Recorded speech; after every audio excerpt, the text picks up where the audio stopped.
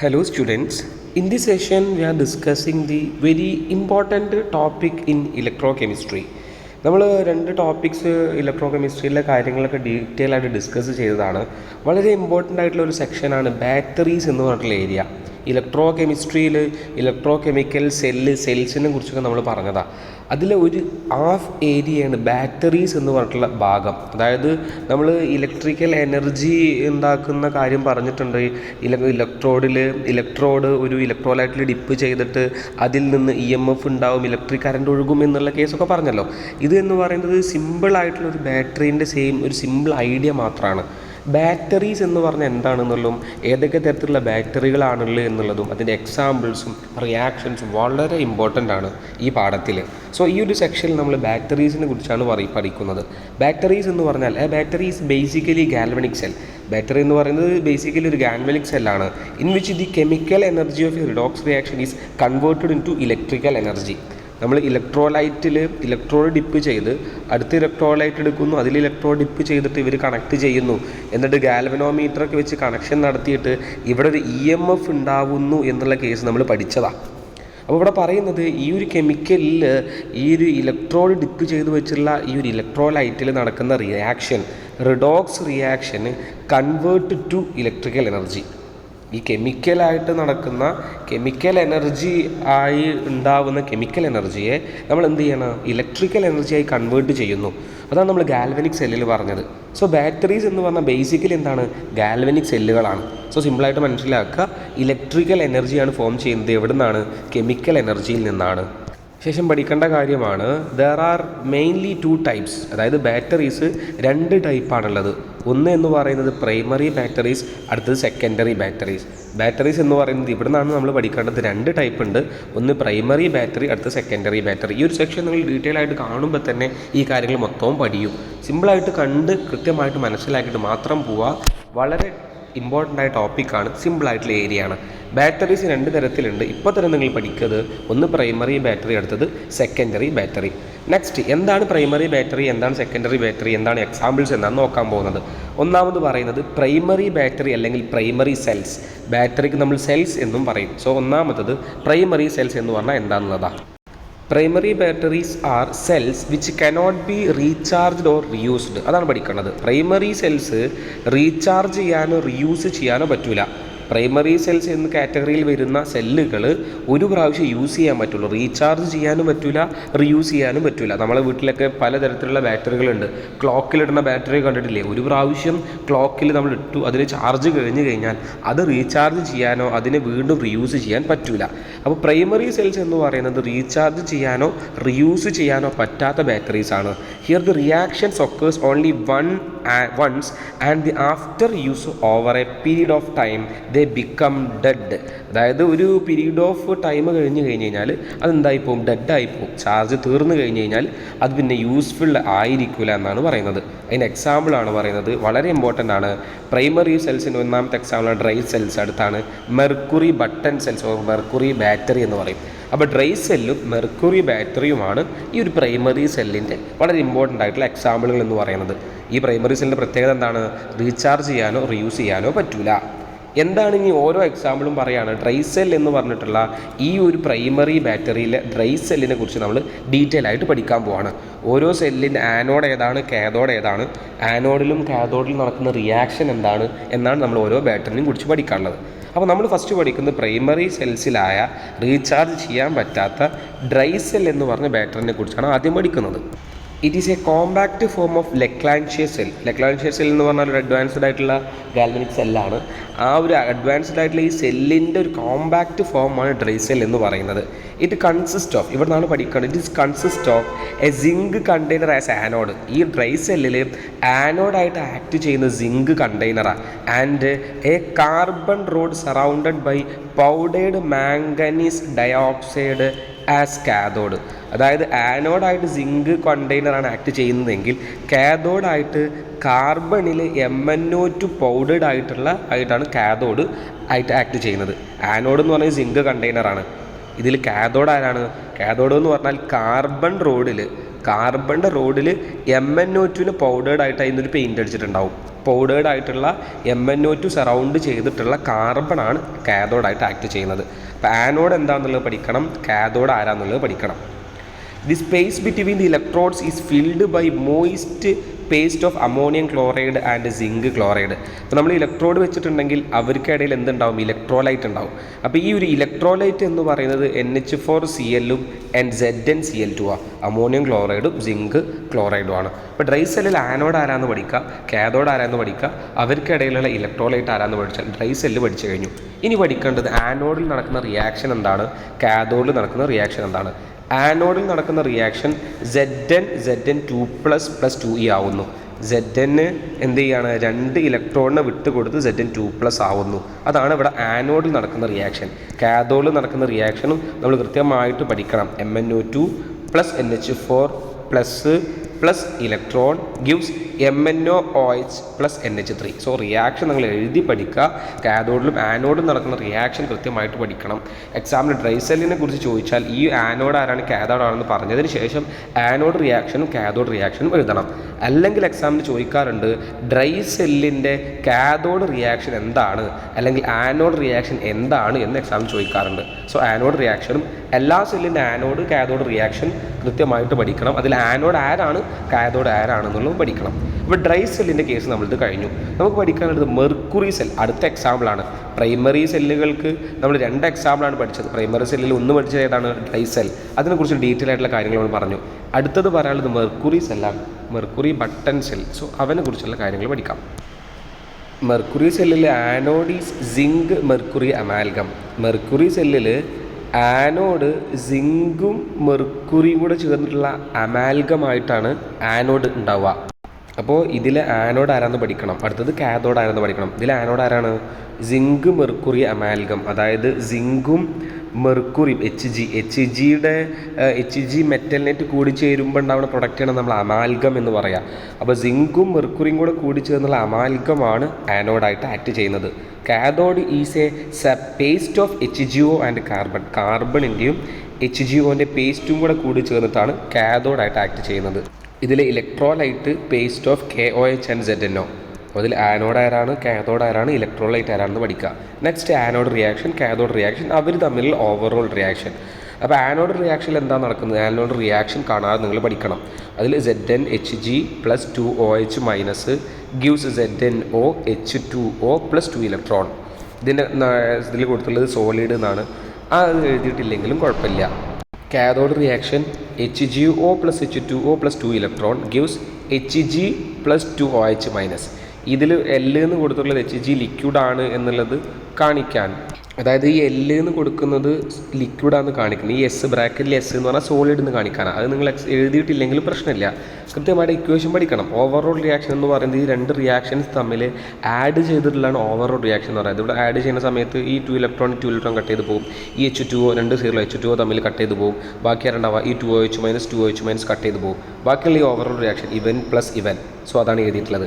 ഇവൻ പ്ലസ് ഇവൻ അതാണ് എഴുതിയിട്ടുള്ളത്. അങ്ങനെയാണ് ഇതിൻ്റെ ഓവറോൾ റിയാക്ഷൻ കിട്ടിയിട്ടുണ്ടാവുക. ഇപ്പോൾ ഈ ആനോഡ് റിയാക്ഷനും കാഥോഡ് റിയാക്ഷൻ പഠിച്ചാൽ തന്നെ ഓവറോൾ റിയാക്ഷൻ നമുക്ക് അതിൽ നിന്ന് ഉണ്ടാക്കാൻ മാത്രമേ ഉള്ളൂ. അപ്പോൾ കാഥോഡ് ആരാണ്, ആനോഡ് ആരാണ്, ഇലക്ട്രോലൈറ്റ് ആരാണ്, ആനോഡ് റിയാക്ഷൻ എന്താണ്, കാഥോഡ് റിയാക്ഷൻ എന്താണെന്ന് പഠിച്ചു കഴിഞ്ഞാൽ മെർക്കുറി സെല്ലിനെ കുറിച്ച് എല്ലാ കാര്യങ്ങളും പഠിച്ചു കഴിഞ്ഞു.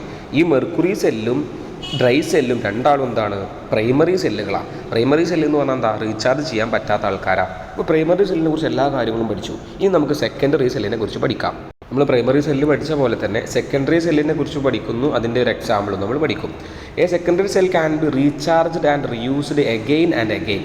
അതായത് നമ്മളിപ്പോൾ കഴിഞ്ഞതിൽ പറഞ്ഞത് പ്രൈമറി സെല്ല് എന്ന് പറഞ്ഞാൽ റീചാർജ് ചെയ്യാൻ പറ്റൂല എന്നാണ്. സെക്കൻഡറി എന്ന് പറഞ്ഞാൽ എന്തായിരിക്കും, റീചാർജ് ചെയ്യാൻ പറ്റുന്നതായിരിക്കും. ഇപ്പോൾ സെക്കൻഡറി സെല്ല് എന്ന് പറയുന്നത് റീചാർജ് ചെയ്യാൻ പറ്റും, റീയൂസ് ചെയ്യാൻ പറ്റും, വീണ്ടും വീണ്ടും ഉപയോഗിക്കാൻ പറ്റും. നമ്മളിപ്പോൾ ഫോണിലുള്ള ബാറ്ററിയൊക്കെ ചാർജ് കഴിയുമ്പോൾ നമ്മൾ ഒഴിവാക്കുന്നുണ്ടോ, ഇല്ലല്ലോ.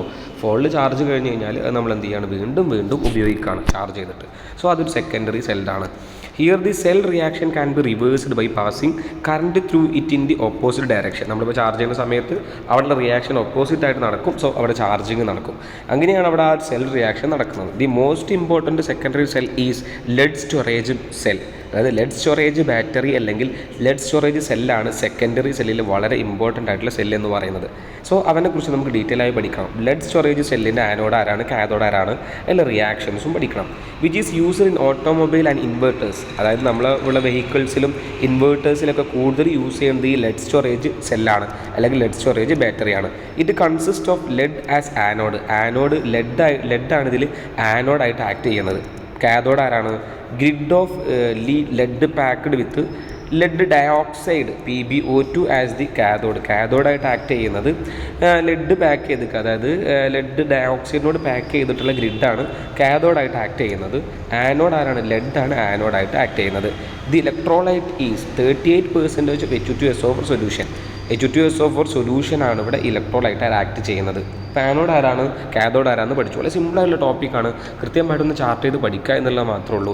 റിയാക്ഷൻസൊക്കെ കൃത്യമായിട്ട് എഴുതി പഠിക്കുകയും വേണം. അതിൽ ആനോഡ് റിയാക്ഷൻ എന്താണ്, കാഥോഡ് റിയാക്ഷൻ എന്താണെന്ന് നോക്കാം. ആനോഡ് റിയാക്ഷൻ കൊടുത്തിട്ടുണ്ട്, അതേപോലെ കാഥോഡ് റിയാക്ഷനും കൊടുത്തിട്ടുണ്ട്. സോ റിയാക്ഷൻസ് കൃത്യമായിട്ട് പഠിക്കണം. ഇതിൽ ബ്രാക്കറ്റിൽ എസ് സോളിഡ് എന്നാണ്. ഇത് അക്വസ്, അതായത് ലിക്വിഡ് അല്ലെങ്കിൽ നമ്മൾ അക്വസ് എന്ന് കൊടുക്കും. അപ്പോൾ അക്വസ് എന്നാണ് ബ്രാക്കറ്റിൽ കൊടുത്തിട്ടുള്ളത്. സോ റിയാക്ഷൻ നിങ്ങൾ അങ്ങനെ പഠിക്കണം. അതിൻ്റെ ഓവറോൾ റിയാക്ഷൻ, അതായത് ഈ ആനോഡ് റിയാക്ഷനും കാഥോഡ് റിയാക്ഷനും ആഡ് ചെയ്യുമ്പോഴാണ് ഒരു സെല്ലിൻ്റെ ഓവറോൾ റിയാക്ഷൻ കിട്ടുന്നത്. സോ അത് റെഡ്യൂസ് ചെയ്തിട്ടാണ് ആനോഡും കാഥോഡ് റിയാക്ഷനും നമ്മൾ എഴുതിയിട്ടുള്ളത്. അപ്പോൾ നമ്മൾ ഈ ഒരു ലെഡ് സ്റ്റോറേജ് ബാറ്ററിൻ്റെ എല്ലാ കേസും കഴിഞ്ഞു. ലെഡ് സ്റ്റോറേജ് ബാറ്ററി എന്ന് പറഞ്ഞാൽ എന്താ, അതൊരു സെക്കൻഡറി ബാറ്ററിയാണ് അല്ലെങ്കിൽ സെക്കൻഡറി സെല്ലാണ്. അപ്പോൾ സെക്കൻഡറി സെല്ലിനെ കുറിച്ചും പ്രൈമറി സെല്ലിനെ കുറിച്ചും അതൊരു എക്സാമ്പിൾ നമ്മൾ ഡീറ്റെയിൽ ആയിട്ട് ഡിസ്കസ് ചെയ്തു. നെക്സ്റ്റ് പഠിക്കേണ്ട ഇമ്പോർട്ടൻറ്റ് ടോപ്പിക്കാണ് ഫ്യൂവൽ സെൽസ് എന്ന് പറഞ്ഞാൽ എന്താണെന്നുള്ള. ഫ്യൂവൽസ് ഉപയോഗിച്ചിട്ട് സെല്ലിൽ വർക്ക് ചെയ്യാതെ എനർജി പുറത്തെടുക്കുക. സെൽസ് എന്ന് പറഞ്ഞാൽ കെമിക്കൽ എനർജി നമ്മൾ ഇലക്ട്രിക്കൽ എനർജി ആക്കാണല്ലോ. അപ്പോൾ ഫ്യൂവൽ സെൽസ് എന്താണെന്നുള്ളതാണ് നോക്കുന്നത്. These are galvanic cells. Fuel cells എന്ന് പറയുന്നത് ഗാൽവനിക് സെല്ല് തന്നെയാണ്. ഗാൽവനിക് സെല്ല് എന്ന് പറഞ്ഞാൽ എന്താ, കെമിക്കൽ എനർജീനെ ഇലക്ട്രിക്കൽ എനർജി ആക്കുന്ന സെല്ലുകളാണ് ഗാൽവനിക് സെല്ലുകൾ. അപ്പോൾ ഫ്യൂവൽ സെൽസ് എന്ന് പറഞ്ഞാൽ these are galvanic cells. Fuel cell എന്ന് പറയുന്നത് ഒരു ഗാൽവനിക് സെല്ലാണ് which convert energy of combustion fuels like hydrogen പോലത്തെ ഫ്യൂവൽ, മീഥേൻ പോലത്തെ ഫ്യൂവൽ, മെത്തനോൾ പോലത്തെ ഫ്യൂവൽസ് ഒക്കെ കൺവേർട്ട് ചെയ്യുക. അതിലുള്ള ഫ്യൂവൽസ് കമ്പസ്റ്റ് ചെയ്ത് കത്തിയിട്ട് എനർജി ആക്കി മാറ്റുക. അതിനെ ഇലക്ട്രിക്കൽ എനർജി ആക്കി കൺവേർട്ട് ചെയ്യുക. ഡയറക്റ്റ്ലി ടു ഇലക്ട്രിക്കൽ എനർജി ആക്കി ഡയറക്റ്റ് കൺവേർട്ട് ചെയ്യുന്ന സെല്ലുകളാണ് ഫ്യൂവൽ സെല്ല് എന്ന് പറയുന്നത്. അതായത് ഫ്യൂവൽസ് ആയിട്ടുള്ള ഹൈഡ്രജൻ, മീഥൈൻ, മെത്തനോൾ എക്സെട്ര അങ്ങനെ പലതരം ഫ്യൂവൽസുകൾ തമ്മിൽ കമ്പഷൻ കത്തിയിട്ട് അതിൽ നിന്നുള്ള കെമിക്കൽ എനർജീനെ ഇലക്ട്രിക്കൽ എനർജി ആക്കി മാറ്റുന്ന സെല്ലുകളാണ് നമ്മൾ ഫ്യൂവൽ സെൽസ് എന്ന് പറയുന്നത്. One example of the fuel cell is hydrogen oxygen fuel cell, H2O2 fuel cell. അതായത് ഈ ഫ്യൂവൽ സെല്ലിൻ്റെ ഒരു എക്സാമ്പിളാണ് H2O2 fuel cell. So H2O2 fuel സെല്ലിനെ കുറിച്ച് നമുക്ക് ഡീറ്റെയിൽ ആയിട്ട് പഠിക്കണം. അപ്പോൾ ഫ്യൂവൽ സെൽ എന്താണെന്നുള്ളത് പഠിക്കുക. ഫ്യൂവൽ കൊണ്ട് അത് ഇലക്ട്രിക്കൽ എനർജി ആക്കി മാറ്റുന്ന സെല്ലുകളാണ് ഫ്യൂവൽ സെല്ല് എന്ന് പറയുന്നത്. അവൻ്റെ മോസ്റ്റ് ഇമ്പോർട്ടൻ്റ് ആയിട്ടുള്ള എക്സാമ്പിൾ എന്ന് പറയുന്നത് H2O2 ഫ്യൂവൽ സെല്ലാണ്. H2O2 fuel cell, hydrogen oxygen fuel cell. Here hydrogen and oxygen are bubbled through porous carbon electrode into concentrated aqueous sodium of hydroxide solution. അതായത് ഇവിടെ ഒരു ഫ്യൂൽ സെല്ലിൻ്റെ ചിത്രമാണ് വരച്ചിട്ടുള്ളത്. അതിലെന്തുണ്ട്, ആനോഡുണ്ട്, കാഥോഡ്, ഇലക്ട്രോഡുകൾ വെച്ചിട്ടുണ്ട്. നമ്മൾ എന്ത് ചെയ്യുന്നുണ്ട്, പോറസിലൂടെ ഓക്സിജനും H2 ഒരു സൈഡിൽ നിന്ന് O2 ഒരു സൈഡിൽ നിന്ന് H2 കടത്തി വിടുന്നു. അതാണ് ഫസ്റ്റ് ചെയ്യുന്നത്. To increase the rate of electrode reaction, catalyst like finely divided platinum or palladium metals are filled in to the electrodes. അതായത് അതിൻ്റെ കാറ്റലിസ്റ്റ് റിയാക്ഷൻ വേഗം നടക്കാൻ വേണ്ടിയിട്ട് നമ്മൾ പ്ലാറ്റിനവും പലേഡിയം പോലത്തെ കാറ്റലിസ്റ്റൊക്കെ യൂസ് ചെയ്യാറുണ്ട്. സോ ഒരു H2O2 ഫ്യൂൽ സെല്ലിനെ കുറിച്ച് പഠിക്കുന്ന സമയത്ത് അവന് ഡയഗ്രാം വളരെ ഇമ്പോർട്ടൻ്റ് ആണ്. അതിൽ ആനോഡും കാഥോഡും പ്ലേസ്ഡ് ചെയ്തിട്ടുള്ളത് അറിയണം. O2 വരുന്നത്, H2 വരുന്നത്, ഇവിടുന്ന് H2O പുറത്തു പോകുന്നത്. ഇവിടെ സെൻട്രലി കൊടുത്തിട്ടുള്ളത് ഇവൻ്റെ ഇലക്ട്രോലൈറ്റാണ്, അക്വസ് ഇലക്ട്രോലൈറ്റാണ് അവൻ്റെ സെൻട്രൽ ഭാഗത്ത് കൊടുത്തിട്ടുള്ളത്. സോ ഈ ഒരു റിയാക്ഷൻ പഠിക്കുന്നതിന് മുമ്പ്, ഇത് ആനോഡും കാഥോഡ് റിയാക്ഷൻ പഠിക്കുന്നതിന് മുമ്പ് H2O2ൻ്റെ സ്ട്രക്ചർ, സെല്ലിൻ്റെ ചിത്രം, ഡയഗ്രാം നമ്മൾ വരച്ച് പഠിക്കണം. അതിൽ ഈ ഒരു റിയാക്ഷൻ നടക്കുന്നത് വേണം. ഈ ഇലക്ട്രോഡിൽ നടക്കുന്ന റിയാക്ഷൻ, കാഥോഡിൽ എന്ത് റിയാക്ഷനാണ് നടക്കുന്നത്, ആനോഡിൽ എന്ത് റിയാക്ഷനാണ് നടക്കുന്നത്, ആ രണ്ട് റിയാക്ഷനും കൂടെ ആഡ് ചെയ്താൽ ഓവറോൾ റിയാക്ഷൻ എന്താണ്. So cathode reaction, anode reaction clear ആയിട്ട് കൃത്യമായിട്ട് പഠിക്കണം. ആ ഒരു സെല്ല് എന്ന് പറയുന്നത് വളരെ ഇമ്പോർട്ടൻ്റ് ആയിട്ടുള്ള സെല്ലാണ്. അതുകൊണ്ട് തന്നെ കുറേ അഡ്വാൻറ്റേജസ് ഈ ഫ്യൂൽ സെല്ലിനുണ്ട്. ആനോഡ് റിയാക്ഷൻ, കാഥോഡ് റിയാക്ഷൻ എന്നൊക്കെ നമ്മൾ മനസ്സിലാക്കുക, ക്ലിയർ ആയിട്ട് എഴുതിയിട്ട് തന്നെ പഠിക്കുക, ഓവർ റിയാക്ഷൻ പഠിക്കുക, ഈ ഡയഗ്രം എന്ത് ചെയ്യണം, വരച്ച് പഠിക്കണം. എന്താണ് ഇതിൻ്റെ അഡ്വാൻറ്റേജസ് നോക്കാം. ഫ്യൂൽ സെല്ലിന് കുറേ അഡ്വാൻറ്റേജസ് ഉണ്ട്. The cells works continuously as long as the reactance are supplied. നമ്മളിപ്പോൾ ഫ്യൂവൽസ് ഇങ്ങനെ ആഡ് ചെയ്ത് കൊടുത്തിട്ടുണ്ടെങ്കിൽ കണ്ടിന്യൂസ് ആയിട്ട് ആര് വർക്ക് ചെയ്യും, ഫ്യൂവൽ സെല്ല് വർക്ക് ചെയ്യും. ഒരു അഡ്വാൻറ്റേജ് ആണത്. It has higher efficiency as compared to other conventional cell. നമ്മളിപ്പോൾ ബാക്കി യൂസ് ചെയ്യുന്ന ലെഡ് സ്റ്റോറേജ് ബാറ്ററി ആണെങ്കിലും അതർ സെല്ലിനേക്കാളും കൂടുതൽ എഫിഷ്യൻസി കൂടുതലാണ്, കൂടുതൽ ഔട്ട്പുട്ട് നമുക്ക് കിട്ടും, എഫിഷ്യൻസി കൂടുതലാണ്. അതുകൊണ്ട് അതൊരു അഡ്വാൻറ്റേജ് ആണ്. It is eco friendly since water is the only product formed. അതായത് ഈ ഒരു സെല്ല് വർക്ക് ചെയ്യുന്ന സമയത്ത് എക്കോ ഫ്രണ്ട്ലി ആണ്, പുക പുറത്ത് വിടുകയോ പൊല്യൂഷൻ ഉണ്ടാക്കുകയോ ചെയ്യില്ല, പൊല്യൂഷൻ ഫ്രീ ആണ്, പൊല്യൂഷൻ ഉണ്ടാകില്ല. അതുകൊണ്ട് തന്നെ അതൊരു അഡ്വാൻറ്റേജ് ആണ്. Water obtained from H2O2 fuel cell can be used for drinking. ഈ ഇവിടെ നിന്ന് വരുന്ന H2O2 പുറത്ത് വരുന്നില്ല, H2O പുറത്ത് വരുന്നുണ്ടല്ലോ, ഈ H2O2 സെല്ലിൽ നിന്ന് H2O പുറത്ത് വിടുന്നുണ്ട്. ആ H2O എന്ന് പറയുന്നത് നമുക്ക് ഡ്രിങ്ക് ചെയ്യാൻ പറ്റും, കുടിക്കാൻ പറ്റുന്ന വെള്ളം തന്നെയാണ് എന്നുള്ളതാണ് പറയുന്നത്. സോ ഈ 4 അഡ്വാൻറ്റേജും വളരെ ഇമ്പോർട്ടൻ്റ് ആണ്. പലതവണ ഫ്യൂൽ സെല്ലിൻ്റെ അഡ്വാൻറ്റേജസ് ചോദിച്ചിട്ടുണ്ട്. സോ മാർക്ക് ചെയ്തിട്ട് പഠിക്കുക. 2 മാർക്കിന് 3 മാർക്കിൻ്റെ ക്വസ്റ്റ്യൻ ഈ ഫ്യൂൽ സെല്ലിൻ്റെ ഏരിയയിൽ നിന്ന് കുറേ തവണ ചോദിച്ചിട്ടുണ്ട്. സോ ഇമ്പോർട്ടൻ്റ് ആയിട്ടുള്ള ഏരിയയാണ് ഇമ്പോർട്ടൻസി മാർക്ക് ചെയ്യുക. ഈ ഒരു ചാപ്റ്ററിലെ അവസാനത്തെ ടോപ്പിക്കാണ് കൊറോഷൻ എന്ന് പറഞ്ഞിട്ടുള്ള ഏരിയ. ഈ ഒരു ഇലക്ട്രോ കെമിസ്ട്രിയിൽ നമുക്ക് പഠിക്കാൻ ഒരു ഇമ്പോർട്ടൻ്റ് ടോപ്പിക് തന്നെയാണ്. എന്താണ് കൊറോഷൻ? നമുക്ക് നോക്കാം. It is a process of formation of oxide or other compound of a metal on it surface by the action of air or water vapour or carbon dioxide.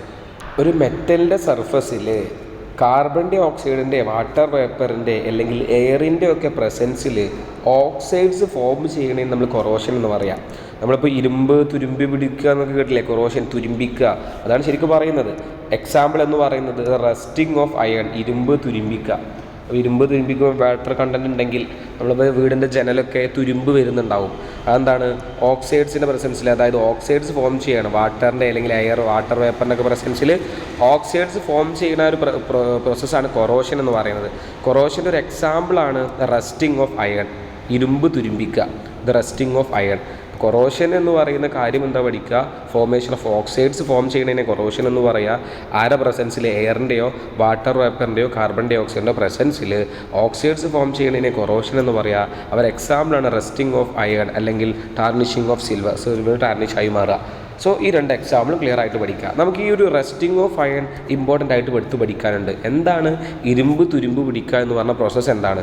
ഒരു chemical റിയാക്ഷനാണ്. ഒരു ഇരുമ്പ് തുരുമ്പിക്കുന്നത് ഒരു chemical റിയാക്ഷനാണ്. So അവൻ്റെ detail ആയിട്ടുള്ള കാര്യം നമുക്ക് കൃത്യമായിട്ട് പഠിക്കേണ്ടതായിട്ടുണ്ട്.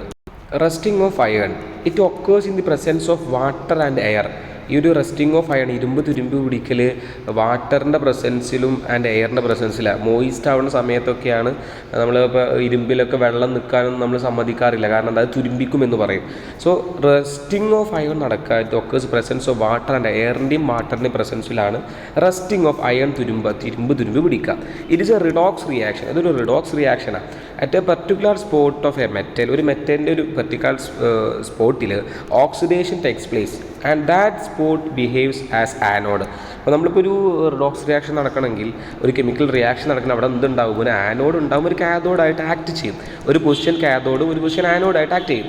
അപ്പോൾ ഒരു പർട്ടിക്കുലർ സ്പോട്ടിൽ, മെറ്റലിൻ്റെ ഒരു പർട്ടിക്കുലർ സ്പോട്ടിൽ ഓക്സിഡേഷൻ ടേക്സ് പ്ലേസ്. ഒരു ഓക്സിഡേഷൻ ഏത് മെറ്റലിൻ്റെ ഏത് ഏരിയയിലാണ് നടക്കുന്നത് അത് ആനോഡായിട്ട് ആക്ട് ചെയ്യും. അതായത് ആനോഡായിട്ട് ആക്ട് ചെയ്യുമ്പോൾ എന്താ സംഭവിക്കുക?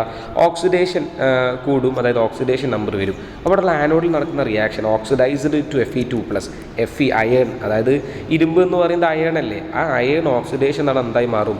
Fe2+ ആയി മാറും. ഇത് എവിടെ നടക്കുന്ന റിയാക്ഷനാണ്? ആനോഡിൽ നടക്കുന്ന റിയാക്ഷനാണ്. അപ്പോൾ പറയുന്ന കാര്യം കൃത്യമായിട്ടൊന്ന് മനസ്സിലാക്കിയിട്ട് പോകണം. റസ്റ്റിംഗ് ഓഫ് അയൺ ആണ് പറയുന്നത്. ഇരുമ്പ് തുരുമ്പി പിടിക്കണത് എന്തുകൊണ്ടാണെന്നുള്ളത് കാര്യം ഫസ്റ്റ് ഞാൻ പറഞ്ഞു. വാട്ടറിൻ്റെ എയറിൻ്റെ പ്രസൻസിലാണ് ഇരുമ്പ് തുരുമ്പി പിടിക്കുക. അവിടെ നടക്കുന്ന റിയാക്ഷനാണ് പറയുന്നത്.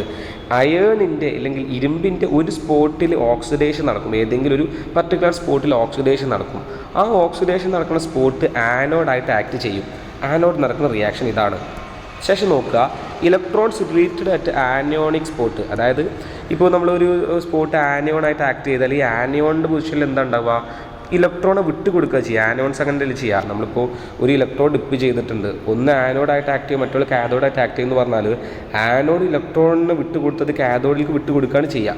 അതേപോലെ അയേണിൻ്റെ ഒരു പൊസിഷനിൽ ആക്ട് ചെയ്യുന്ന ആ ഒരു പോയിന്റ് ആനിയോണായിട്ട് അല്ലെങ്കിൽ ആനോഡായിട്ട് ആക്ട് ചെയ്യുന്ന ആ ഒരു പോയിന്റിൽ നിന്ന് ഇലക്ട്രോണിനെ വിട്ട് കൊടുക്കും. It move through the metal and go another spot of the metal. അത് എന്ത് ചെയ്യുക? മെറ്റലിലൂടെ മൂവ് ചെയ്യും. മെറ്റലിലൂടെ മൂവ് ചെയ്തിട്ട് spot on and metal reduce oxygen presence of H+. അത് ആ മെറ്റലിൻ്റെ ഒരു പൊസിഷനിൽ പോയിട്ട് ഓക്സിജനെ റെഡ്യൂസ് ചെയ്ത്, അതായത് റിഡക്ഷൻ നടക്കും. H+ൻ്റെ പ്രസൻസിൽ റിഡക്ഷൻ നടക്കും. This spot behaves as cathode. അപ്പോൾ കാഥോഡായിട്ട് ആ ഒരു സ്പോട്ട് കാഥോഡായിട്ട് ആക്ട് ചെയ്യും. ഞാൻ പറയുന്ന കാര്യം ക്ലിയറായിട്ട് മനസ്സിലാക്കണം. ഒരു അയൺ തിരുമ്പ് പിടിക്കുക എന്ന് പറയുന്നത് അതിൽ ഏതെങ്കിലും ഒരു സ്പോട്ട് ആദ്യം ആനോഡായിട്ട് ആക്ട് ചെയ്യും. ഈ വെള്ളത്തിൻ്റെ പ്രസൻസ് വരുമ്പോൾ അത് അവിടുന്ന് ഇലക്ട്രോണിനെ വിട്ടുകൊടുക്കും. ആ വിട്ടുകൊടുക്കുന്ന ഇലക്ട്രോൺ ആ മെറ്റലിലൂടെ സഞ്ചരിക്കുകയും ഏതെങ്കിലും അതർ സ്പോട്ട് എന്ത് ചെയ്യും, കാഥോഡായിട്ടും ആക്ട് ചെയ്യും. എങ്ങനെ? അവിടെ ഒരു ഓക്സിജനെ റെഡ്യൂസ് ചെയ്തിട്ട് H+നെ സ്വീകരിച്ചിട്ട് ഒരു സ്പോട്ട് എന്തായി മാറും, കാഥോഡായിട്ട് മാറും. കാഥോഡിൽ നടക്കുന്ന റിയാക്ഷനാണ് ഇവിടെ കൊടുത്തിട്ടുള്ളത്. ആനോഡിൽ നടക്കുന്ന റിയാക്ഷനും കൊടുത്തിട്ടുണ്ട്, കാഥോഡിൽ നടക്കുന്ന റിയാക്ഷനും കൊടുത്തിട്ടുണ്ട്. സോ ഇവിടെ റിഡോക്സ് റിയാക്ഷൻ നടന്നില്ലേ? സോ റിഡോക്സ് റിയാക്ഷൻ നടക്കുകയും ഇവിടെ ഒരു ഓക്സിഡേഷൻ നടക്കുകയാണ്. അപ്പോൾ എന്താണ് ഇവിടെ ഓക്സൈഡ്സ് ഫോം ചെയ്യുക. ആ ഓക്സൈഡ്സ് ഫോം ചെയ്യുന്നതിന് നമ്മൾ കൊറോഷൻ എന്ന് പറയുന്നത്. അങ്ങനെയാണ് റസ്റ്റിങ് നടക്കുക. അയണിലുള്ള ആ ഒരു ഫോമേഷൻ, അവിടെ ഒരു സ്പോട്ട് ഫോം ചെയ്യുന്നു. അങ്ങനെയാണ് നമ്മളൊരു ഇരുമ്പ് തുരുമ്പ് പിടിച്ച് കഴിഞ്ഞാൽ ആ ഒരു ഇരുമ്പിനെ തുരുമ്പ് പിടിച്ച ഭാഗം പൊട്ടിയിട്ടും അല്ലെങ്കിൽ റിയാക്ഷൻ നടന്നതായി കാണാൻ പറ്റും. ഇങ്ങനെയാണ് റസ്റ്റിംഗ് ഓഫ് അയൺ പ്രോസസ്സ് നടക്കുക. അതിൻ്റെ ആനോഡിൽ നടക്കുന്ന റിയാക്ഷൻ എന്താണ്, കാഥോഡിൽ നടക്കുന്ന റിയാക്ഷൻ എന്താണ്, ആ രണ്ട് റിയാക്ഷനും കൂടെ ആഡ് ചെയ്താൽ നമുക്ക് ഓവറോൾ റിയാക്ഷനും കിട്ടും. സോ റെസ്റ്റിംഗ് ഓഫ് അയൺ എന്ന് പറഞ്ഞ ടോപ്പിക് കംപ്ലീറ്റ് ആയി. അപ്പോൾ ഈ റെസ്റ്റിംഗ് ഓഫ് അയൺ എന്ന് പറഞ്ഞ ടോപ്പിക്കിൽ എന്താണ് ആ ഒരു റെസ്റ്റിംഗ് ഓഫ് അയൺ എന്ന് പഠിക്കുക. പിന്നെന്താണ് പഠിക്കേണ്ടത്, ഓക്സിഡേഷൻ നടക്കുന്ന എവിടെയാണ്, അതായത് ആനോഡിൽ നടക്കുന്ന റിയാക്ഷൻ എന്താണ്, കാഥോഡിൽ നടക്കുന്ന റിയാക്ഷൻ എന്താണെന്ന് പഠിക്കണം. ഓവറോൾ റിയാക്ഷൻ പഠിക്കണം. അത്ര മാത്രമേ പഠിക്കേണ്ടതായിട്ടുള്ളൂ. അല്ലാതെ കൂടുതൽ എക്സ്പ്ലനേഷൻ കാര്യങ്ങൾ പഠിക്കേണ്ടതില്ല. ഇവിടെ നടക്കുന്ന ഒരു പ്രോസസ്സ് എന്ന് പറഞ്ഞാൽ മെറ്റലിൽ ഒരു സ്പോട്ട് ആനോഡായിട്ട് ആക്ട് ചെയ്യുന്നു, അവിടെ റിയാക്ഷൻ നടക്കുന്നുണ്ട്. അടുത്തൊരു സ്പോട്ട് കാഥോഡായിട്ട് റിയാക്ഷൻ ആക്ട് ചെയ്യുന്നുണ്ട്. സോ ഇവിടുന്ന് ആനോഡിൽ നിന്ന് ഇലക്ട്രോൺസ് മൂവ് ചെയ്യുന്നു, റിയാക്ഷൻ നടക്കുന്നു, അവിടെ ഓക്സിഡേഷൻ റിഡക്ഷൻ റിയാക്ഷൻ നടക്കുന്നു. അതുകൊണ്ട് ഇവിടെ റിഡോക്സ് റിയാക്ഷൻ നടക്കുന്നു. സോ അവിടെ റെസ്റ്റിംഗ് ഓഫ് അയൺ, ഈ ഒരു പ്രോസസ്സാണ് റെസ്റ്റിംഗ് ഓഫ് അയൺ എന്ന് പറയുന്നത്. സോ ഓവർഡോൾ റിയാക്ഷൻ എന്ന് പറയുന്നതാണ് ഈ എഴുതിയിട്ടുള്ളത്. സോ ഈ റിയാക്ഷൻസ് മൊത്തം ക്ലിയർ ആയിട്ട് പഠിക്കണം. നമ്മൾ ഈ ഒരു സെക്ഷനിൽ ബാറ്ററീസിലെ പ്രൈമറി സെല്ല്, സെക്കൻഡറി സെല്ല് പറഞ്ഞു, അവർക്ക് ഒരു എക്സാമ്പിൾ പറഞ്ഞു, അവരുള്ള ആനോഡ് റിയാക്ഷൻ, കാഥോഡ് റിയാക്ഷനും പറഞ്ഞു. ശേഷം കൊറോഷൻ എന്ന് പറഞ്ഞ ഏരിയയിൽ നിന്ന് വളരെ ഇമ്പോർട്ടൻ്റ് ആയിട്ടുള്ള റെസ്റ്റിംഗ് ഓഫ് അയൺ എന്ന് പറഞ്ഞ ടോപ്പിക്കാണ് പറഞ്ഞിട്ടുള്ളത്. അതിൽ ആനോഡ് റിയാക്ഷനും കാഥോഡ് റിയാക്ഷനും പഠിക്കണം. അപ്പോൾ ഇതുവരെ പറഞ്ഞിട്ടുള്ള എല്ലാ ആനോഡ് റിയാക്ഷനും കാഥോഡ് റിയാക്ഷനും എഴുതി പഠിക്കണം. എക്സാമിന് പല തവണ ചോദിച്ചിട്ടുണ്ട്. ഈ ഒരു ടോപ്പിക്കോടെ നമ്മളുടെ ഈ ഒരു സെക്ഷൻ ഇലക്ട്രോ കെമിസ്ട്രി എന്ന് പറഞ്ഞിട്ടുള്ള ചാപ്റ്റർ ഫുള്ളായിട്ട് കംപ്ലീറ്റ് ആയിട്ടുണ്ട് എന്ന് പറയാം. So the section is over. അടുത്തൊരു സെക്ഷനുമായി വീണ്ടും കാണാം. അപ്പോൾ ബൈ.